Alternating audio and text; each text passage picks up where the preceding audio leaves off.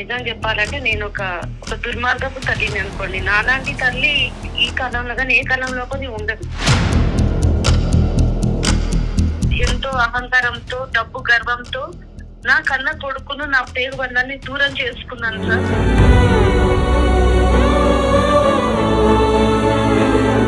అంటే ప్రేమ తక్కువ, కులం తక్కువ, గోత్రం తక్కువ, లేదంటే ఆస్తిపాస్తులు మా తక్కువ? కులం కాదు, ఆస్తిపాస్తుల్లో కూడా మాకు వాడు సాటి రాదు. మినిమం 30 ఫ్లోర్స్ ఉండాలమ్మా. మా వారు ఎంతగానో సర్ది చెప్పారు. ఆయన చెప్పే మంచి మాటలు నా చెవికి ఎక్కలేదు. అప్పుడు నా బంధాలను ఎంత దూరం చేసుకున్నానో ఇప్పుడు అర్థమవుతుంది. అదే బెంగతో, అదే బాధతో ఆయన చనిపోయారండి. మానసికమైన వేదనకు మందే లేదని నిరూపించడానికి ఆయన వెళ్ళిపోయారు. కానీ నేను వాళ్ళ ఇంట్లో కూడా రాలేదు. ఆయన శవాన్ని చూడడానికి అనుకుంటుకోవడానికి కూడా నేను ఒప్పుకోలేదు. ఎన్నో నేరాలు ఘోరాలు చేసిన వాళ్ళకు కూడా క్షమార్పణ అనేది ఉంటుంది సార్. మీరు ఎలాగైనా చేసి వాళ్ళతో మాట్లాడి ఒక్కసారి మాట్లాడించండి. అమ్మా క్షమిస్తాడు. తండ్రిని తెస్తారా, మీ భర్తను తేగలరా? దానికి నేను సమాధానం చెప్పలేదు సార్. మీ మదరు మాకు మెయిల్ చేశారండి. మా మదరా? నాకు ఎవరు లేరండి. మా నాన్నగారు చనిపోయినప్పుడే మా అమ్మగారు కూడా చనిపోయారు. ఉన్నాను రా, ఇంకా బతికే చచ్చిపోలేదు. నన్ను పట్టుకుంటే చంపేయకు. పెళ్లి చేసుకుని నీ దగ్గరికి వచ్చినప్పుడు ఏమైంది ఆ ప్రేమ? నీ బిడ్డలాగా చూసుకున్నాను. నీ దగ్గరకు వస్తాను. మేము డబ్బు, చుట్టూ ఉన్న జనం, పరువు, ప్రతిష్ట, కులమే గుర్తొచ్చింది అప్పుడు ఆమెకి.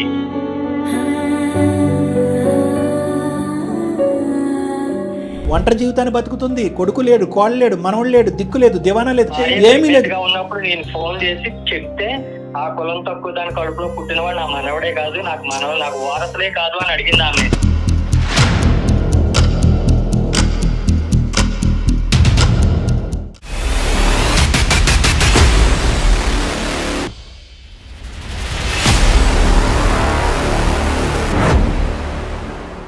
సుమన్ టీవీ అందమైన జీవితం కార్యక్రమానికి స్వాగతం.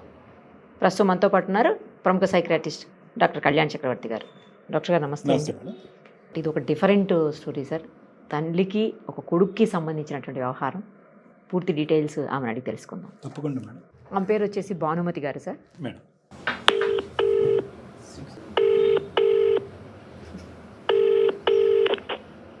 హలో. అమ్మా నమస్తే అమ్మా. భానుమతి గారు. హలో అమ్మా భానుమతి గారేనా? అవునండి. మీరెవరు? అమ్మా నేను నిరుపమ, సుమన్ టీవీ అందమైన జీవితం కార్యక్రమం నుంచి కాల్ చేస్తున్నానమ్మా. అమ్మా చాలా సంతోషం మీరు చేసినందుకు. అమ్మా అమ్మా నాకు ఏం మాట్లాడాలో తెలియడం లేదమ్మా. నాకు చాలా ఆనందంగా ఉంది. కానీ మీరు మాకు మెయిల్ పెట్టడం నిజంగా చాలా అసలు గొప్ప విషయం అమ్మా. ఎందుకంటే మెయిల్ చేయడం అనేది బాగా చదువుకున్న వాళ్ళకి, చిన్న వాళ్ళకి మాత్రమే సాధ్యం అని అనుకుంటుంటారు. బట్ మీరు పెద్దవాళ్ళు ఈ వయసులో కూడా మీరు మాకు మెయిల్ చేశారంటే ఆ ఆలోచన వచ్చింది చూడండి, దానికి బాగా అనిపిస్తుంది. ఫస్ట్ ఆఫ్ ఆల్ మనతో పాటు డాక్టర్ కళ్యాణ్ చక్రవర్తి గారు కూడా ఉన్నారు. అసలు మీ విషయం ఏంటి, ప్రాబ్లం ఏంటి చెబితే సారు నేను ఒక పరిష్కార మార్గాన్ని మీకు సూచించేటువంటి ప్రయత్నం చేస్తామమ్మా. నమస్తే సార్. నమస్తే అమ్మా. మీరు నా మీదకి స్పందించి మళ్ళీ నాకు కాల్ చేసినందుకు చాలా ఆనందంగా ఉంది. మీ ప్రోగ్రామ్ నేను చూస్తుంటాను. నాకు మాట్లాడాలంటే కూడా టెన్షన్ గా అనిపిస్తుంది. అమ్మ మీరేం టెన్షన్ పడకండి, అసలు ఉన్నది ఉన్నట్టు చెప్పండి. సరే అండి. నిజం చెప్పాలంటే నేను ఒక నిర్భాగ్యపు తల్లిని, ఒక దుర్మార్గపు తల్లిని అనుకోండి. నాలాంటి తల్లి ఇక్కడ ఈ కాలంలో కానీ ఏ కాలంలో కానీ ఉండదు. అన్న బిడ్డను ఎంతో దుర్మార్గంగా నేను వెళ్ళగొట్టి వాడి పట్ల, నాకున్న ఒక్కగానొక్క కొడుకు పట్ల నేను ఎంతో దుర్మార్గంగా ప్రవర్తించాను. ఏ బంధానికైనా దుర్మార్గుడైనటువంటి తండ్రి, దుర్మార్గుడైనటువంటి కొడుకు ఇలా అంటాం. కానీ అంటే దుర్మార్గురాలైనటువంటి తల్లి అనేటటువంటిది జతకలదమ్మా. ఆ రెండు పదాలు జతకలవు. ఎందుకంటే తల్లికి నిదర్శనం నేనేనండి. అమ్మ ప్రతి దాని వెనకాతల ఒక మీనింగ్ ఉంటదమ్మా. ఒక తల్లి చేసేటటువంటి ప్రతి పని వెనకాతల ప్రేమ అనేటటువంటి సబ్జెక్ట్ లేకుండా ఈ భూ ప్రపంచమే లేదమ్మా. భూ ప్రపంచం లేదండి. లేదు, నేను ఎటువంటి ప్రేమ లేకుండా ఎంతో అహంకారంతో, డబ్బు గర్వంతో నా కన్న కొడుకును, నా బంధాలను, నా పేరు బంధాన్ని దూరం చేసుకున్నాను సార్. దానికి ఇప్పుడు ఎంతో బాధపడుతున్నాను. ఈ మీ ప్రోగ్రామ్ వల్ల నా కొడుకుకు దగ్గర కాగలనేమో అనే ఆశతో మీకు మెయిల్ పెట్టించాను. వివరాలు చెప్పండి అమ్మా, ప్రయత్నం చేద్దాం. చెప్పండి, మీరు వివరాలు ఏంటో చెప్పండి. ఎందుకు అంత పెద్ద అబాండం మీ మీద వేసుకుంటున్నారు? ఎందుకు అంత పెద్ద లేబుల్ అటాచ్ అది అబాండం కాదు సార్, నిజమే అది. ఎందుకంటే నేను చేసిన తప్పు, నేను చేసిన పాపం నాకు తెలుసు. చెప్పండి అమ్మా, సరే వివరించండి. చెప్పండి, వివరించండి. దాని పరిష్కారం ఏంటో చూద్దాం. చెప్పండి. మా వారు రిటైర్డ్ రైల్వే ఉద్యోగి అండి. ఆయన చనిపోయి 1 సంవత్సరంన్నర అవుతుంది. మాకు లేక ఎన్నో ముక్కులు మొక్కితే ఒక బాబు పుట్టాడు. వాడి పేరు సురేష్. మంచి చదువులు చదివించాము. హైదరాబాద్ లో జాబ్ వచ్చిన తర్వాత తనతో పాటు జాబ్ చేసే అమ్మాయినే ప్రేమించానని ఇంటికి తీసుకొచ్చాడు. పెళ్లి చేసుకుంటానని వచ్చాడు. నేను కలిగిన కుటుంబంలో పుట్టాను కాబట్టి అందరూ నా మాటే వినాలి, నా మాటే సాగాలి, నా పద్ధమే నెక్కాలనే దాంతో ఇంట్లో అయినా ఎక్కడైనా నా మాటకు ఎవరు ఎదురు చెప్పేవాళ్ళు కాదు. కానీ ఉన్నటువంటి మా బాబు అలా ఇంకెవరినో తీసుకొచ్చి నేను చేసుకుంటాను అంటే నేను అది తట్టుకోలేకపోయాను. అంటే ప్రేమ తక్కువ, కులం తక్కువ, గోత్రం తక్కువ, లేదంటే ఆస్తిపాస్తులు తక్కువ? ఏ విషయంలో తక్కువైంది అమ్మాయి? ఆ అమ్మాయి కులం మా కులం కాదు. ఆస్తిపాస్తుల్లో కూడా మాకు వాళ్ళు సాటి రాదు. నా కొడుకుకు పెద్దింటి అమ్మాయిని, బాగా డబ్బున్న వాళ్ళ అమ్మాయిని చూసి చెయ్యాలని ఏవేవో ఆశలు, ఏవేవో కోరికలు మినిమం 30 ఫ్లోర్స్ ఉండాలమ్మా. ఉన్నాయండి. కానీ వాడు అలా చేసేసరికి నేను తట్టుకోలేకపోయాను. అసలు అవసరం లేదు, అమ్మాయిని పెళ్లి చేసుకుంటున్నాం అంటే ఇంట్లో అడుగు పెట్టొద్దు అని చాలా ఎన్ని రకాలుగా తిట్టాలో అన్ని రకాలుగా తిట్టేసాను. అంటే ఎంతకాలం అయిందమ్మా? 3 సంవత్సరాల పైన అయింది సార్. నేను అసలు ఇంట్లో కూడా రానియలేదు. నీకు మేం కావాలా, అమ్మాయి కావాలా తెలుసుకోనేసి నేను ఖచ్చితంగా చెప్పేశాను. నన్ను నమ్ముకొని వాళ్ళనందరూ వదులుకొని వచ్చింది. తనకు ఎవరు లేరు నేను తప్పితే ప్రస్తుతానికి. కాబట్టి నేను మాత్రం తనను వదులుకోలేనని ఖచ్చితంగా చెప్పేశాడు మా అబ్బాయి. నన్ను వాడు ధిక్కరించడం, అలాగా అనడం నేను తట్టుకోలేకపోయాను. చాలా చాలా అంటే చాలా కోపంతో, గర్వంతో నీతో మాకేం అవసరం లేదు, వెళ్ళిపో అని చెప్పేసి ఎన్ని రకాలుగా తిట్టారో అన్ని రకాలుగా తిట్టేశానండి. తిట్టేస్తే వాడు పాపం చాలా బాధపడుతూ వెళ్ళిపోయాడు. మా వారు ఎంతో వారించాలని, ఓపిక ఉండు, వద్దు, మనకున్నది ఒక్కగానొక్క కొడుకు, వాడిని దూరం చేసుకోవద్దు, ఏమైంది, డబ్బు లేకపోతే మనకుంది కదా, కులాలు మతాలు ఈ రోజుల్లో కూడా పట్టించుకుంటారని మా వారు ఎంతగానో సర్ది చెప్పారు. ఆయన చెప్పే మంచి మాటలు నా చెవికి ఎక్కలేదు అప్పుడు. కానీ ఇప్పుడు అవి తలుచుకుంటుంటే నేను ఎంత పెద్ద పొరపాటు చేశాను, ఎంత నా బంధాలను ఎంత దూరం చేసుకున్నానో ఇప్పుడు అర్థమవుతుంది.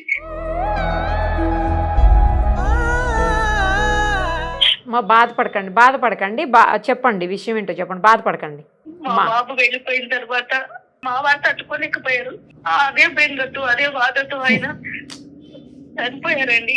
ఎన్ని రకాలుగా ఎంత ట్రీట్మెంట్ ఇప్పించినా ఆయన కోలుకోలేకపోయారు. మానసికమైన బాధకు, మానసికమైన వేదనకు ముందే నిరూపించగలిగితే ఆయన వెళ్ళిపోయారు. అతను చనిపోయి ఇప్పుడు 1.5 years అయిందమ్మా? అవునండి. అప్పటి నుంచి మీరు ఒంటరిగానే ఉంటున్నారా? అవునండి, పని వాళ్ళు ఉన్నారు కానీ సొంత వాళ్ళు కాదు కదండి. ఎవరికి నా డబ్బు కోసము రాబందులా కూర్చున్న బంధువులు ఉన్నారు, అందరు ఉన్నారు. కానీ నా రక్త సంబంధం అనే వాళ్ళు లేరు. నా కొడుకుతో ఉండాలని ఉంది. వాడికి ఒక బాబు పుట్టాడంట, నా వారసుడు, వాడిని చూసుకోవాలని ఉంది. కానీ ఏ రకంగా ప్రయత్నించినా వాడు నాతో మాట్లాడడం లేదు. నన్ను కలవడానికి కానీ, నా మొహం చూడడానికి కానీ, అసలు నా పేరు తెలవడానికి కూడా ఇష్టపడడం లేదు. ఎంత మందితో ఎన్ని రకాలుగా చెప్పించినా వాడు వినట్లేదు. తండ్రి చనిపోయిన తర్వాత వచ్చాడమ్మా కార్యక్రమాలు అవి చేయడానికి? మా వారు చనిపోయినప్పుడు వచ్చారండి. అందుకే చెప్తున్నాను, నేను పాపిష్టి తల్లినని. వచ్చాడు చూడండి, కానీ నేను వాడిని ఇంట్లో కూడా కానీ అనే శవాన్ని చూడడానికి కానీ ముట్టుకోవడానికి కూడా నేను ఒప్పుకోలేదు. Too much. You have no right to do that. మీకు అసలు హక్కే లేదు అలా చేయటానికి. అది ఇప్పుడు నాకు అర్థం అవుతుంది, అప్పుడు నాకు అర్థం కాలేదు. ఇప్పుడు ఈ ఒంటరితనంలో మా వారు చనిపోయిన తర్వాత ఒక్కొక్కటి నాకు అర్థం అవుతుంది. బంధువులు గాని, ఎవరు గాని, వాళ్ళ ప్రవర్తనలు, వాళ్ళ మాటలన్నీ వింటున్న తర్వాత నాకు ఇప్పుడు అర్థమవుతుంది. నాకు ఇప్పుడు నా బిడ్డతో కలిసి ఉండాలని ఉంది సార్. మీరు ఎలాగైనా చేసి వాళ్ళతో మాట్లాడి మాట్లాడించండి.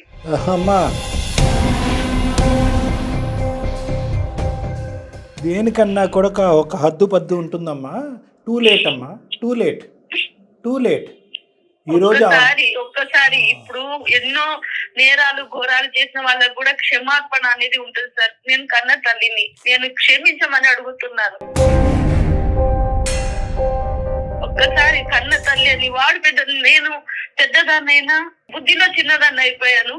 కానీ వాకైనా ఒక పెద్ద మనసు చేసుకుని ఈ కన్న తల్లిని క్షమించమని చెప్పండి సార్. అమ్మ క్షమిస్తాడు. తండ్రిని తెస్తారా, మీ భర్తను తేగలరా? దానికి నేను సమాధానం చెప్పలేను సార్. వెల్ పశ్చాత్తాప పడుతున్నాను. పశ్చాత్తాపానికి మించిన శిక్ష లేదు అని అంటారు. నన్ను ఏం చేయమన్నా నేను చేస్తాను. వాడి కాళ్ళు పట్టుకొని క్షమించమని అడగమన్నా అడుగుతాను సార్ నేను. వద్దమ్మా ప్లీజ్, దయచేసి ఆ తల్లి అనేటటువంటి పేరుకి, ఆ బిరుదుకి ఈరోజు మీరు ఇంకా దిగజార్చే ప్రయత్నం చేయొద్దు. మీ కొడుకు కాలు మీరు పట్టుకోవటం ఏంటమ్మా? ఇంకా ఆయుష్ తగ్గాలి ఆ బిడ్డది. నేను అనేది ఏంటంటే at the end of the day నేను తప్పు చేశానా, నేరం చేశానా, ఘోరం చేశానా అనే సబ్జెక్ట్ కాదు. ఎన్నో ఘోరాలు చేస్తున్నటువంటి పరిస్థితుల్ని మీరు సద్మనుగు చేసి ఒక పరిష్కార మార్గం చూపెట్టారు సార్. మీరు ఇది అది అని మీరు అంటున్నారు కదా. దేనికైనా కూడా ఒక హద్దు పద్దు అనేటువంటిదమ్మా. అదే ముఖ్యమైనటువంటి అంశం మనస్సు. ఈరోజు మీ అబ్బాయి మనసు గాయపడింది. ఈరోజు గట్టిగా మాట్లాడితే ఈరోజు ఆ అబ్బాయి తప్పు చేసింది ఏంటమ్మా? ప్రేమించడం తప్ప? సరే ప్రేమించాడు, ఒకరోజు క్షమించరు, 2 రోజులు క్షమించరు, 3 రోజులు క్షమించరు, జీవితాంతం క్షమించకుండా బయటపెట్టి ఈరోజు మీ భర్త గారు కానీ మీ పక్కన ఉంటే కనుక మీ అబ్బాయి కావాలని మీరు మాకు ఫోన్ చేసి ఉండేవారా? మీ అబ్బాయి ఎప్పుడైతే ఇంట్లోంచి వెళ్ళిపోయాడో, మా అబ్బాయి నా మాట వినట్లేదండి, నన్ను పట్టించుకోవట్లేదండి, నాకున్న ఒక్క కొడుకు లేక కన్నటువంటి నా కొడుకు నా వైపు కన్నెత్తు కూడా చూడట్లేదు, ఒక మాట కూడా మాట్లాడట్లేదు అని చెప్పి మీ భర్త గారు ఉన్నప్పుడు ఎప్పుడూ కూడా మీరు మాకు ఫోన్ చేయలేదు. దానికి సంబంధించిన అంశానికి ఆ పరిష్కార మార్గం మీరు చూడలేదు. ఎప్పుడైతే కనుక ఒంటరితనం, భానుమతి గారు వినండి, నా మాట వినండి. మీ మాట నాకు పూర్తిగా అర్థమైంది మేడం. ఒక తల్లిగా మీ మీద నాకు పూర్తి గౌరవం ఉన్నా కూడా ఒక మనిషిగా మీరు చేసినటువంటి తప్పిదం మీద నాకు చాలా కోపం ఉంది. మీ అబ్బాయి మనసు ఎలా రగిలిపోతుందో, ఎలా బాధపడుతుందో, ఎందుకంటే పరోక్షంగా మీ అబ్బాయి కూడా మీ భర్త యొక్క మరణానికి ఒక కారణం అయ్యాడు అనే బాధతో కూడా అబ్బాయి ఉండుంటాడు. ఇప్పుడు నేను ఒకటే అన్నాను, ఈరోజు మా దగ్గర రావటం గురించి ప్రధానమైన కారణం ఎందుకు వచ్చారమ్మా? ఒంటరితనమైన క్యాన్సర్ని మీరు భరించలేక మీరు మా దగ్గరకు వచ్చారు. ఒక మనిషికి అహంకారం తగ్గాలి అంటే మనుషులు చచ్చిపోవాలి అంటే కనుక తప్పమ్మ. ఒక మనిషికి అహంకారం తగ్గాలి అంటే కనుక ఒంటరితనానికి బానిస అవ్వాలి. ఒంటరితనం చెవి చూస్తేనే ఆ మనిషికి ఒక కనువిప్పు వస్తుంది అంటే కనుక మానవత్వం లేనట్టేనమ్మా. ఒక తల్లి కొడుకుల్ని కలిపేటటువంటి ఉద్దేశం మాకున్నా కూడా, అలా కలపాలి అనేటటువంటి బలమైన దృక్పథం మాకున్నా కూడా, తల్లి కొడుకులు ప్రపంచంలో ఏ బంధం అయినా తెగిపోవచ్చు, కానీ తల్లి కొడుకుల బంధం తెక్కకూడదు అనేటటువంటి వాదన వినిపించేటటువంటి వ్యక్తిత్వాలు మాకున్నా కూడా, ఇది మితిమీరినటువంటి, మీరే పదే మీకు ఆ ముద్ర వేసుకుంటున్నారు చూడండి, అహంకారం, కులపిచ్చి అన్ని చచ్చిన పామును ఇంకా చంపకండి సార్. నాకు ఒక క్షమాపణ అనేది ఉండదా? ఎవరు చచ్చిపోయారమ్మా? ఏ పాము చచ్చిపోయింది? ఏ పాము చచ్చిపోయింది? ఒక్కసారి నన్ను కూడా ఒక బిడ్డలాగా చూసుకుని, నేను కూడా తప్పు చేశాను, ఒక దెబ్బ కొట్టి మళ్ళీ దగ్గరికి తీసుకుంటారు కదా. ఒక్కసారి మీ అబ్బాయి స్థానంలో మిమ్మల్ని నిలబడి చూడండి. హౌ ఇంపాసిబుల్ దిస్ ఈస్ అని చెప్పడం గురించే. మీరు పుణ్యమే కారం అనండి, చచ్చిన పాన్ని మళ్ళీ కొట్టి చంపుతారని అనండి. మీరు అడిగేటటువంటి కోరిక ఎంత కష్టసాధ్యం, ఎంత ఇబ్బందికరమైనటువంటిది. ఆ అబ్బాయిని ఈరోజు మీతో కలిపి ఆ అబ్బాయిని సుఖపెడుతున్నామా, బాధ పెడుతున్నామా అనేటటువంటిది కూడా తెలియనటువంటి సందిగ్ధ పరిస్థితి ఇది. ఒక ప్రయత్నం అయితే చేద్దాం మన తరపు నుంచి. వాడు ఏమన్నా ఏం చేయమన్నా చేస్తాను సార్. నేను ఎటువంటి శిక్ష విధించినా భరించడానికి సిద్ధంగా ఉన్నాను. కానీ ఒక్కసారి నాతో మనసు విప్పి మాట్లాడమనండి, అంతే నేను కోరుకునేది. నా పిల్లలతో నేను నా మనవణ్ణి చూసుకోవాలని, నా కొడుకుతో నా కోడలతో కలిసి ఉండాలని ఉంది. ఇది నేను స్వార్థంతో చేస్తున్నది కాదు సార్. ఇప్పుడు అంతకుముందు అహంకారంతో చేశాను, కానీ ఇప్పుడు ఈ మాటలు మాత్రం స్వార్థంగా. కనీసం ఒక్కసారి నా కళ్ళతో చూసుకుంటాను. వాళ్ళ దగ్గరికి ఇది అంత సింపుల్ జాబ్ కాదు. ఎందుకంటే కొన్ని కీలకమైన క్లిష్టమైనటువంటి ప్రశ్నలు మీ అబ్బాయి మిమ్మల్ని సంధిస్తాడు మీ మీద. అందులో ముఖ్యంగా ఏంటంటే, ఏమన్నా నాన్న చచ్చిపోయిన తర్వాత కూడా నువ్వు నా దగ్గర రాలేదు, ఇప్పుడు వంశోద్ధారకుడు వారసుడు వచ్చాడు రానివ్వలేదు, ఇప్పుడు వారసుడు వంశోద్ధారకుడు రాగానే గుర్తొచ్చాడు, అప్పుడు మనవడిని ఎత్తుకోవాలన్నా నీ ఉద్దేశం, నేను అవసరం లేదా అని కూడా అడుగుతాడు. ఇలాంటి భయంకరమైనటువంటి, చేదైనటువంటి, బాధాకరమైనటువంటి, దిగమింగుకోలేనటువంటి ప్రశ్నలతో మీ అబ్బాయి మీ ఎదుర్కొంటూ వస్తాడు. ఆ ప్రశ్నలు భరించడానికి, ఆ సమాధానాలు చెప్పడానికి మీరు రెడీ అంటే మేము రెడీ. చెప్తున్నారు సార్, వాడు ఎటువంటి మాటలు అన్నా, ఏం తిట్టినా, ఏ శిక్ష వేసినా సిద్ధంగా ఉన్నాను సార్. ఓకే మేడం, మాట్లాడదాం సార్ ఒకసారి. తప్పకుండా. అమ్మ నంబర్ ఇస్తారా లేకపోతే మీరు కలుపుతారా? ఎట్లా నంబర్ ఇస్తాను, మీరే నేను చేస్తే, నేను మాట్లాడితే వాడు ఎత్తాడు నా ఫోన్. సరే అమ్మా, మీ నంబర్ ఇవ్వండి మేడం. మేడంకి మీ అబ్బాయి పేరమ్మా? భానుమతి గారు? సురేష్ అండి. సురేష్ గారు. ఓకే రైట్, 1 సెకండ్ చెప్పండి అమ్మా, నంబర్ చెప్పండి. ఓకే, లైన్లో ఉండండి అమ్మా.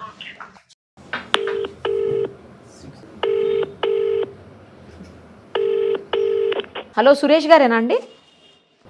అవునండి, చెప్పండి. ఎవరు? నేను నిరుపమ, సుమన్ టీవీ నుంచి మాట్లాడుతున్నానండి, అందమైన జీవితం కార్యక్రమం నుంచి. నాకెందుకు కాల్ చేశారు మేడం? మీ మదరు మాకు మెయిల్ చేశారండి, భానుమతి గారు.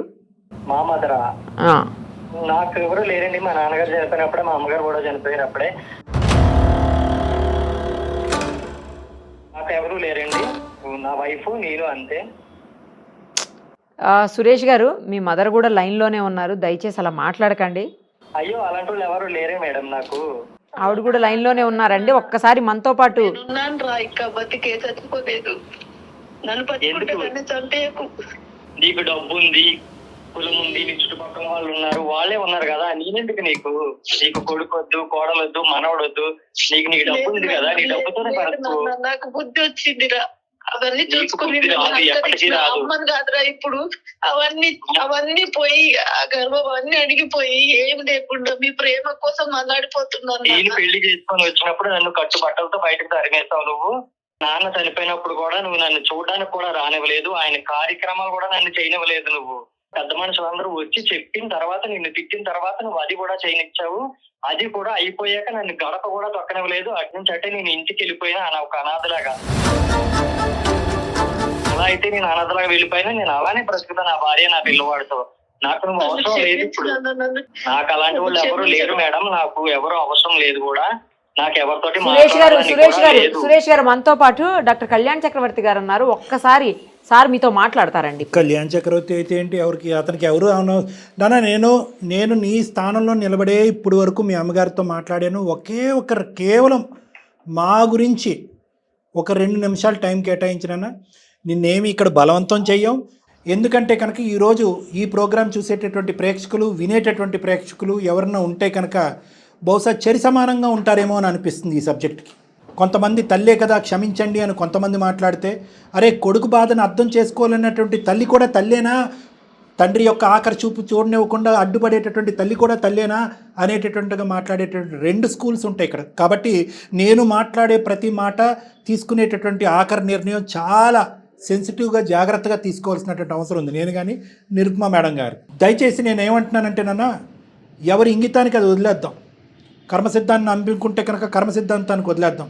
మీ బంధం కలవాలి అని అనుకుంటే కలుస్తుంది, లేదు అంటే కనుక కాలగర్భంలో కలిసిపోతుంది. లోపల ఎంత కుంగిపోతున్నావు అనేటటువంటిది నీ మాటలోనే మాకు అర్థమవుతుంది. ఎందుకంటే ఎంతో బాధ ఉంటేనే కానీ ఒక మనిషి వచ్చి నా ఉన్నటువంటి తల్లి చనిపోయిందనే మాట అండి, చాలది నీ జీవితానికి ఇంకా అది సరిపోతుందేమో ఆ పనిష్మెంట్. అంటే బ్రతుకుండగా నా తల్లి చచ్చిపోయిందని చెప్పుకోవటం నీ జీవితానికి ఆ పనిష్మెంట్ చాలేమో. ఇంకా పెరిగి పెద్ద అయ్యేటటువంటి నీ కొడుకు కూడా చెప్పలేనటువంటి నీ బాధని అందమైన జీవితం వినడానికి రెడీగా ఉంది. ఫస్ట్ నీ బాధ ఏంటి? ఈ 2 ఇయర్స్ 3 ఇయర్స్ పాటు నువ్వు ఎటువంటి మానసికపరమైన క్షోభను అనుభవించావు? నీ భార్య, అందరినీ వదిలేసి వచ్చినటువంటి భార్య, నువ్వు ఆమె ఎలా ఉంటున్నారనేది ఒక 2 నిమిషాలు చెప్తున్నాను. నేను లవ్ మ్యారేజ్ చేసుకున్నాను సార్. నేను ఇట్లా ప్రేమించాను అని చెప్తే ఆమె అసలు నిర్దాక్షిణ్యంగా వద్దని చెప్పింది. నేను చాలా రోజులు రిక్వెస్ట్ చేసిన, మా నాన్నగారు కూడా ఒప్పించడానికి చాలా ట్రై చేశారు ఆయన ఉన్నప్పుడు.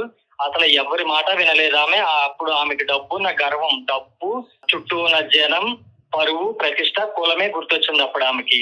నేను బయటకు వెళ్ళిపోయి పెళ్లి చేసుకుని వచ్చిన తర్వాత ఇంటికి వెళ్తే నిర్దాక్షిణ్యంగా కట్టు బట్టలతో మా ఇద్దరిని మెడగట్టి బయటికి గంటేసింది. సరే, మేము హైదరాబాద్ వచ్చి ఏదో చదువుకున్నాము, వాళ్ళే చదివించారు కనుక మేము చదువుకున్నా, మంచి పొజిషన్ లో ఉన్నాయి, హ్యాపీయే. తల్లి తండ్రి లేదన్న ఒక బాధ తప్ప నా భార్య నన్ను చాలా బాగా చూసుకుంటుంది, మా అమ్మలాగా చూసుకుంటుంది. నాన్నగారు చనిపోయినప్పుడు కూడా నేను ఎంతో బ్రతిమాలిన. నా ఆఖరికి ఆయన ముఖం కూడా చూపించడానికి ఆమె ఇష్టపడలేదు. నలుగురు తిట్టిన తర్వాత ఆమె ఆ అంత్యక్రియలను నన్ను చేయనిచ్చింది. ఆమె అమ్మ చచ్చిపోయింది అన్నావు, అలాగే ఇప్పుడు ఈ అమ్మ కొత్త అమ్మ, నా మనవాడి మీద, నా కోడల మీద ఉన్నా, అంతేగాని నన్ను అర్థం చేసుకో. కోపం అనేది ఎన్ని రోజులు ఉంటుంది? కొన్ని రోజులు. ఆఖరికి కట్టుకున్న భర్తను పోగొట్టుకున్నా సరే ఆమె మారలేదు అంటే మీరు ఆలోచించండి ఆమె మనసు ఎంత కఠినమైనదో. నేను మారిపోయినా అదే కానీ సురేష్ గారు ఉండడం వల్లే మా నాన్నగారు చనిపోయారు సార్. ఆమె పక్కన ఉండుంటే, ఆ ఇంట్లో ఉండుంటే మా నాన్న నేను బ్రతికించుకునేవాడిని, ఈ రోజు సంతోషంగా ఉండేవాళ్ళం. మీరు ఆయన ఒక మాట అన్నారు, మీరు అబ్జర్వ్ చేశారా సార్? ఏమన్నారంటే, నా భార్య ఇప్పుడు నా తల్లిలాగా చూసుకుంటుంది అన్నాడు. అంటే నీ తల్లి నిన్ను చాలా గొప్పగా బాగా చూసిందనేగా. దాని అర్థం చదివించారు, ఉద్యోగం చేసుకుంటున్నాను, తల్లి బాగా గొప్పతనం.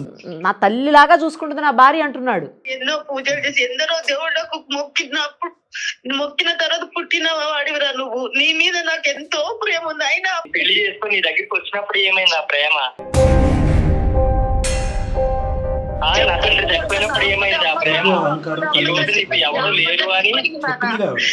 నీకు ఎవరు లేరు అని ఈ రోజు నీకు కొడుకు వచ్చాడు. ఆస్తులు అంతస్తులు ఏమి వద్దు నాన్న. నీ బిడ్డలాగా చూసుకొని నన్ను నీ దగ్గరకు వస్తాను. నన్ను చూసుకోవాలి.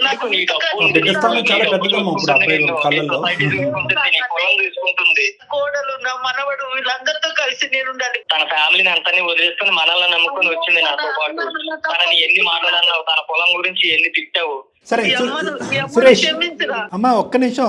ఈరోజు ఈ పదాలు ఎంతవరకు ఉపయోగపడతాయి నాకైతే తెలియదమ్మా. నా తప్పు నేను తెలుసుకున్నాను, నా కళ్ళు తెరుచుకున్నాయి, అహంకారంతో నా కళ్ళు మూసుకుపోయినాయి, కుల పిచ్చితో నా కళ్ళు మూసుకుపోయినాయి, డబ్బుండే అహంకారంతో కళ్ళు మూసుకుపోయినాయి, ఇప్పుడు ఆ కళ్ళు తెరుచుకున్నాయి. నన్ను నీ కూతురులా చూసుకో, నన్ను నీ కొడుకు స్థానంలో పెట్టి చూసుకో. ఇలాంటివి ఐ మీన్ టు సే ఒక తల్లిగా మీ బాధ మీరు చెప్పుకుంటున్నారు. మీరు ఒక 10 గంటలు మాట్లాడితే ఈ బాధ గురించి ఆ అబ్బాయి ఒక 18 గంటలు మాట్లాడతాడు. కానీ ఇక్కడ ఉండేటటువంటి సబ్జెక్ట్ ఏంటంటే కనుక మీ యొక్క పరిస్థితిని ఇక్కడ వివరించుకుంటూ ఆ అబ్బాయి సానుభూతి కోరుకోవటం అనేది వచ్చే పరిస్థితిలో లేదు. ఎందుకంటే కనుక ఆ అబ్బాయి ఈ లోతు వరకు అంటే ఇక్కడి వరకు ఆ అబ్బాయికి కోపంతో రగిలిపోతున్నాడు, బాధతో రగిలిపోతున్నాడు. కోపం అనే పదం కరెక్ట్ కాదేమో, బాధ. ఎందుకంటే కోపం పడితే కనుక ఈ పాటకు మళ్ళీ ఏ గడప నుంచి అయితే వదిలేళ్ళాడో అదే గడప మీద తొక్కి ఎవరమ్మా నువ్వు అని చెప్పి నేను నిలదీసేవాడు.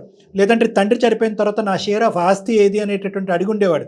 ఆ అబ్బాయి ఇక్కడ తల్లిదండ్రులను ఇద్దరిని మర్చిపోవటమే కాదు, బ్రతుకున్న తల్లిని మానసికంగా చంపుకోవటమే కాదు, నువ్వు ఇచ్చేటటువంటి చిల్లు గవ్వ కూడా నాకు అక్కర్లేదు అనే డెసిషన్కి వచ్చి ఆ అబ్బాయి బతుకుతున్నాడు.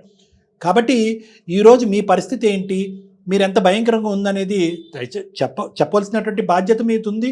చెప్పుకునేటటువంటి నాదుడు ఇప్పుడు కనిపించేటప్పటికీ ఇంతకాలం బట్టి ఆ బాధ చెప్పుకోలేక అదే బాధ ఆ అబ్బాయికి కూడా ఉంది. మీరు ఫోన్ ఎత్తగానే ఆ అబ్బాయిని మొదట అడగవలసినటువంటిది ఏంటంటే, నాన్న నీకు తండ్రి ఆఖరి చూపు లేకుండా చేశాను, తల్లి బతుకున్నా కూడా లేనటువంటి పరిస్థితిలో చూశాను, నువ్వు ప్రేమించి పెళ్లి చేసుకున్నట్టు నీ భార్య ఎదురుగుంటా నీ పరువు ఆ అమ్మాయి పరువు తీశాను. నువ్వు ఎంత బాధపడ్డావు నాన్న, నీ పరిస్థితి ఎలా ఉంది నాన్న, నీ ఆరోగ్యం ఎలా ఉంది, నీ యోగక్షేమాలు ఎలా ఉన్నాయి? ఫస్ట్ ఒక తల్లిగా అడగవలసినటువంటి ప్రశ్న ఇది. మళ్ళీ నన్నే అంటారేంటి డాక్టర్ గారు? వినండమ్మా, నో భానుమతి గారు వినండి. నో పెట్టడమ్మా, మేము ఉన్నాం, బ్యాక్గ్రౌండ్లో మేము ఉన్నాం. మిమ్మల్ని ఇద్దరిని కలపాలి అనేటటువంటి ముఖ్య ఉద్దేశంతోనే మేము ఇక్కడ కూర్చున్నాం, కలపాలి. నేను చెప్పేది ఏంటంటే ఇక్కడ కూడా నా బాధ ఏంటో తెలుసా, ఇక్కడ కూడా నేను ఒంటరిదాన్ని అయిపోయాను, ఇప్పుడు వరకు కళ్ళు మూసుకున్నాను, ఇప్పుడు కళ్ళు తెరిచాను, ఇప్పుడు నాకు నీ కొడుకు కావాలి, నీ భార్య కావాలి, నువ్వు కావాలంటే మళ్ళీ చుట్టూ తిరిగి ప్రపంచం అంతా తిరిగినా కూడా గుండ్రంగానే ఉంటుంది అన్నట్టుగా ఇక్కడ మళ్ళీ స్వార్థం కనిపించట్లేదా మేడం? మళ్ళీ నేను అలా అంటే మళ్ళీ పుణ్యమే కారం జల్లేరు, చచ్చిన పామును కొడుతున్నారు అంటారు. ఇక్కడ నాకు కావాల్సింది ఏంటంటే ద బాల్ ఈజ్ ఎంటైర్లీ, చాలా దురదృష్టకరమైనటువంటి పరిస్థితి ఇది. బాలు నీ కోర్టులో ఉందమ్మా అనేటటువంటి పరిస్థితి బదులు బంతి నీ కొడుకు కోర్టులో ఉంది అని చెప్పుకునేటటువంటి ఒక దురదృష్టకరమైనటువంటి, నాకు చాలా సందిగ్ధంతో కూడినటువంటి ఒక చిక్కుముడి సమస్య. నిరుపమ మేడం గారు క్షుణ్ణంగా జల్లెడి పట్టి ఎతికి పట్టినటువంటి ఈ కేసు.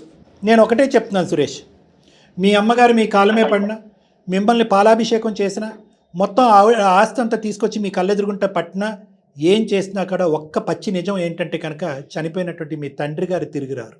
ఇదొక్కటే అన్నిటికంటే, ఈ మొత్తం ఎపిసోడ్లో అన్నిటికంటే, ఎందుకంటే కనుక అతను చనిపోవటానికి కారణం నేనే అని ఆవిడ అంది మేడం, నేనే అని ఆవిడ అంది. నా దృష్టిలో అతను కూడా, ఇతను న్యాచురల్లీ అంటే ఇప్పుడు తల్లి రానివ్వలేదు, ఇంటికి వచ్చినటువంటి కోడలకు అవమానం జరుగుతుంది. అసలు చనిపోయినప్పుడు కూడా రానివ్వలేదు అంటే ఆమె మనసు ఎంత కఠినమైందో అసలు మీరు ఒకసారి ఆలోచించండి. ఆమె ఒక కొడుకుని, ఆమెకి ఇంకా 2-3 కొడుకులు కూడా లేరు, కూతుళ్ళు లేరు, నేను ఇంకెంత తిరిగి ఆ పిండి రుబ్బినా కూడా ఆవిడని ఇంకొక 1-2 గంటల పాటు ఏడిపించడమే తప్ప ఇక్కడ మీరు నేను సాధించేటటువంటిది ఏమీ లేదు. నెక్స్ట్ ఏంటి అనే పదం మీకు నచ్చకపోవచ్చు, కానీ మేము మాట్లాడతాం, ఒక 2 నిమిషాలు వినండి. నెక్స్ట్ ఏంటి అంటే కనుక ఆవిడ అక్కడే ఉంటుంది, మేము ఇక్కడే ఉంటానని మీరు చాలా ఈజీగా చెప్పి ఒక 2 సెకండ్లో ఫోన్ పెట్టేయచ్చు. కానీ ఈరోజు ఆవిడ తప్పు తెలుసుకుంది, ఆవిడ పశ్చాత్తాపం పొందుతుంది. ఈ వయసులో ఆవిడికి ఒంటరితనం అంటే ఏంటో తెలిసింది. అహంకారం అనేటటువంటిది, డబ్బు అనేటటువంటిది, కులం అనేది, గోత్రం అనేటటువంటిది శాశ్వతం కాదు అనేటటువంటిది ఒకటి ఆవిడ ఇప్పటికి కనువిప్పు కలిగింది ఆవిడికి. మేము చాలాసేపు మాట్లాడాం, మీరు ఫోన్ ఎత్తకముందు చాలాసేపు మాట్లాడాం. మన ప్రేక్షకుల గురించి అది కుదించి ఒక 20 నిమిషాలు మాట్లాడినట్టుగా వినిపిస్తున్నాం. నాకన్నా తల్లి సార్ ప్రేమ ఉంటుంది, కానీ నన్ను ఇంత కఠినంగా మార్చింది ఆమె చేసిన పనులే నన్ను ఇంత సరిపోదా ఆవిడకి పడినటువంటి శిక్ష సరిపోదా? భర్తను పోగొట్టుకుంది, ఒంటరి జీవితాన్ని బతుకుతుంది, కొడుకు లేడు, కోళ్ళు లేడు, మనవడు లేడు, దిక్కు లేదు, దివానా లేదు, ఏమీ లేదు. చాలదా ఈ శిక్ష? జీవితాంతం శిక్ష ఇయ్యాలా? ప్రెగ్నెంట్ గా ఉన్నప్పుడు నేను ఫోన్ చేసి చెప్తే ఆ కులం తక్కువ దాని కడుపులో పుట్టినవాడు నా మనవడే కాదు, నాకు వారసులే కాదు అని అడిగింది ఆమె. ఆ రోజు అంత ఫుడ్ పెడుతుందా? మానసిక క్షోభ, బెంగతో మా నాన్నగారు చనిపోయారు అనే మాట అనండి, కానీ నేనుంటే కనుక మా నాన్న బతికించుకుని ఉండేవాడిని, మా అమ్మ ఉంది కాబట్టి చనిపోయాడు అని ఆ మాట అనకండి. ఎందుకంటే ఆవిడ తల్లి స్థానంలో ఆవిడ ఏమైనా నేరాలు ఘోరాలు చేసి ఉండొచ్చు, కానీ భార్య స్థానంలో వాళ్ళు చాలా విలువలతో కూడినటువంటి ఒక బంధం. వాళ్ళిద్దరి మధ్యన వాళ్ళు మొత్తం జీవితంలో, ఇందాక ఆవిడ చెప్తుంటే విన్నాను, వాళ్ళిద్దరి మధ్యన ఉన్న ఏకైక డిసగ్రిమెంట్ మీ ప్రేమ. మా నాన్నగారు మంచం మీద ఉన్నప్పుడు కూడా ఆమె చాలా రిక్వెస్ట్ చేశారు, మనవల్ని, కొడుకుని, కోడల్ని ఇంటికి తీసుకురాని. ఆ టైంలో కూడా ఆమె కనకరం చూపించకుండా ఆయన వదిలేసింది. నీకేం తెలుసు? అదే నాకు తెలియదులేండి, నాకు తెలీదు. అందు గురించే నేను కూడా తెలుసుకుంటున్నాను. ఒకదాన్ని మించినటువంటి ఒకటి తప్పు జరిగిపోయిందని డిగ్గింగ్ చేయడం వల్ల వచ్చే ఉపయోగం ఏమీ లేదు. ఆమెను ఇంకా బాధ పెట్టడం వల్ల కూడా వచ్చే ప్రయోజనం కూడా ఏమీ లేదు. ఇప్పుడు ఏదైనా మారుతుందన్న నమ్మకం లేదు, మాకే లేదండి సురేష్ గారు, మాకే లేదు. ఇందాక నేనేమన్నాను, అమ్మ ఇప్పుడు కూడా నువ్వు స్వార్థం గురించే మాట్లాడుతున్నావు అని అన్నాను. మాకే లేదు. కానీ నేను ఒకటే అంటున్నాను, ఒక మనిషి మారిందా లేదా అనేటటువంటిది ఒక ఫోటోలా చూస్తే కాదు, ఒక సినిమాలా చూడాలి. మీరు కొంత టైం కేటాయించండి. ఎవరితో కర్మ మేము ఈ మాట ఒక నిమిషం భారమతి గారు, మీ యూజువల్గా భార్య భర్తలతో అంటాం, నా భార్య మారిందని గ్యారంటీ అంటే, భర్త మారింది గ్యారంటీ అంటే, అమ్మ ఒక 6 నెలల పాటు చూడమ్మా, ఇదే మాట 6 నెలల తర్వాత నీ భర్త అలాగే ఉంటే, నీ భార్య అలాగే ఉంటే కనుక సంతకాలు పెట్టి విడాకులు తీసేసుకోండి అని మేము అంటాం. కానీ ఎప్పుడు కూడా ఒక తల్లి కొడుకులు బంధానికి ఈ టైం లైన్ మేము అనం, అంటానికి వీలు లేదు కూడా. ఎందుకంటే భూప్రపంచం అంతమైన తర్వాత కూడా నిలిచేటటువంటి ఒక అద్భుతమైన బంధం అది. కానీ దురదృష్టం, పరిస్థితులు ఆ వరకు వచ్చినాయి. ఆవిడ తెలుసో తెలియకో, కళ్ళు మూసుకునో కళ్ళు తెరిచో చేయకూడనటువంటి తప్పులని చేసేసింది, చేయకూడనటువంటి అనకూడనటువంటి మాటలన్నీ అనేసింది. కానీ at the end of the day ఒక్క గ్రహింపు, ఒక్క అవగాహన, ఒక్క ఆలోచన, ఒక్క మార్పు వచ్చిందని మేము నమ్ముతాం. మీకు నమ్మితే మాకెందుకండి బాబు, మీరెవరైనా అంటామేమో, కానీ అందుంచే మా నమ్మకం ఇంపార్టెంట్ కాదు. దయచేసి ఒక 6 నెలల టైం మీ అమ్మగారిలో ఏమన్నా మార్పు వస్తే కనుక మీరు స్వీకరిద్దరు. కానీ మళ్ళీ అదే ధోరణి, అదే స్వార్థం, అదే తంతు అంటే కనుక ఇప్పుడప్పుడే మీ అమ్మగారిని మీ ఇంటికి ఇన్వైట్ చేయక్కర్లేదు, మీరు ఏమో పప్పను తినిపించక్కర్లేదు, మీరు వాళ్ళ ఇంటికి వెళ్ళి భోజనం కూడా చేయక్కర్లేదు, ఆఖరికి నీ కోడలతో ఆవిడతో మాట్లాడించక్కర్లేదు, నీ మనవడు మనవరాలతో నానమ్మ అనేటటువంటి మాట కూడా అనక్కర్లేదు. ఓన్లీ థింగ్ ఏంటంటే మీరిద్దరు కమ్యూనికేట్ చేసుకోండి, మీరిద్దరు కమ్యూనికేట్ చేసుకోండి. గతం తవ్వకండి. గతాన్ని ఎంతవరకు అయితే కక్కుకోవాలో మీరిద్దరు ఒకరి మీద ఒకరు కక్కేసుకున్నారు. పోయినటువంటి వ్యక్తిని మనం తిరిగి రాలేము అనేటటువంటి అంశం ఉంది. ఈ బంధాలు అనుబంధాల్లో మార్పు ఖచ్చితంగా రావడానికి అవకాశం, ఏ బంధం అనుబంధం అనే మార్పు వస్తుంది. Nothing is permanent. ఇదంతా నీ మీద డిపెండ్ అయి ఉంటుంది. ఇందాక నేను అన్నాను కదా, ball is in your court. నువ్వు చాలా పెద్ద మనసు, ఇంత పెద్ద చాలా పెద్ద మనసు చేసుకుని ఒక చాలా అద్భుతమైనటువంటి క్షమాగుణంతో ముందుకొచ్చి నా అనేటటువంటి నా తల్లి, ఎందుకంటే ఆవిడ చేసినటువంటిది తప్పుదనం కంటే నువ్వు ఈ స్థాయిలో ఉండటానికి, ఇక్కడ ఉండటానికి ఆవిడ ఎన్నో త్యాగాలు చేసింది. దీని ముందు ఆ త్యాగాలన్నీ కనిపించకుండా పోవచ్చు. ఆవిడ చేసిన తప్పుల ముందు ఎన్నో త్యాగాలు చేసింది. నిన్ను కని పెంచింది, ఒక స్థాయికి తీసుకొచ్చింది. ఎన్నో పూజలు చేస్తే కానీ నువ్వు పుట్టావు అనేటటువంటి మాట ఆవిడ అంది, నువ్వు అంది. కాబట్టి నేనేమంటున్నానంటే ఒకే ఒక్క అవకాశం ఇమీడియట్గా అక్కర్లేదు. 6 నెలల తర్వాత మా అమ్మలో అసలు సిసలైనటువంటి మార్పు వచ్చింది. లేట్ అయినా కూడా ఒక రియలైజేషన్ అనేటటువంటిది వచ్చిందని అనిపించింది. మీరు నమ్మితే, మీరు మీ తల్లిని మీ తల్లిగా స్వీకరించగలిగితే, అప్పుడు నెక్స్ట్ ఇన్ లైన్ మీ వైఫ్కి ఒక కోడలు, ఆవిడ ఒక అత్తగారిలాగా ఇంట్రడ్యూస్ చేయండి. నీ మనవడో మనవరాలకో ఆ అమ్మమ్మ నాయనమ్మ అని చెప్పి ఇంట్రడ్యూస్ చేయండి. ఒక్కసారి అమ్మ బాధ అర్థం చేసుకో. నాకైతే నీ మీద నమ్మకం కలగట్లేదు, కానీ సార్ వాళ్ళు చెప్పారు, సార్ మేడం చెప్పారు కనుక నేను ఏమైనా ఆలోచించగలను. కానీ నువ్వు మారేవని నాకు పూర్తిగా అనిపిస్తేనే నేను ఏ నిర్ణయం అయినా తీసుకోగలను. ఇప్పటి వరకు నన్ను నీ తర్వాత నా తల్లిలా చూస్తుంది కనుక నా భార్య ఇష్టం కూడా నాకు కావాలి. ఇక్కడ నా భార్యను కనుక్కొని పూర్తిగా నమ్మకం కలిగితే నేను ఖచ్చితంగా యాక్సెప్ట్ చేస్తాను. టైమింగ్ అన్న, నేను అనేది ఏంటంటే ఒక్క నిమిషం అన్న, అడిగే నిర్ణయం తీసుకో. నీ భార్యకి మీ అమ్మగారు అన్నటువంటి రకరకాల మాటలు ఇవన్నీ గుర్తుండొచ్చు, కానీ ఈ బంధం యొక్క విలువ ఏంటి, ఈ మీ అమ్మగారు నీకు చేసిన త్యాగం ఏంటి, చేసినటువంటి తప్పు ఏంటి అనేటటువంటిది ట్రాన్స్పరెంట్గా క్లియర్ కట్గా చూడగలిగేటటువంటి ఏకైక వ్యక్తి మీరొక్కలే. కాబట్టి సురేష్, నేనేమంటున్నానంటే అల్టిమేట్ డెసిషన్ ఈజ్ యువర్స్. మీరు కళ్ళు మూసుకుని మీ గుండెల మీద చేసుకుని మీరు ఒక్కసారి ఆలోచించుకోండి. టైం ఇవ్వండి, 1 2 కాదు 6 నెలల పాటు టైం ఇవ్వండి. దగ్గర నుంచి మీ అమ్మగారిని అబ్జర్వ్ చేయండి, ఫోన్లో మాట్లాడండి, ఆవిడ చెప్పేటటువంటి మాటలు ఆలకించండి. నమ్మకం వచ్చిన రోజు డెసిషన్ తీసుకోండి. తర్వాత కలిసి ఉండాలా లేదా అనేది అది ఆటోమేటిక్గా నడుస్తుంది. ఇంక మేము చెప్పక్కర్లేదు. నాకు మా అమ్మని దూరం చేసుకోవాలని కానీ మా అమ్మని ఇది చేయాలని కానీ నాకేమీ కోపం లేదు మేడం. నాకు బాధ, ఆమె చేసిన వాటికి నాకు బాధ అంతే. ఆమె పూర్తిగా మారిపోతే మా అమ్మని మా అమ్మలాగా చూసుకుంటాను మేడం. నాకు అలాంటిది ఏం లేదు. ఆమె మారాలి ఫస్ట్. Very good, super. అసలు మీరు సురేష్ గారు, అమ్మా వాడి పిలుపు కోసం ఎదురు చూస్తూ ఉంటాను. నాలో మార్పు ఎలా ఉందో చూస్తాడు వాడే, అప్పుడు వాడే నన్ను దగ్గర తీసుకుంటాడని ఎంతో ఆశతో నమ్మకంతో ఎదురు చూస్తుంటాను వాడి కోసం.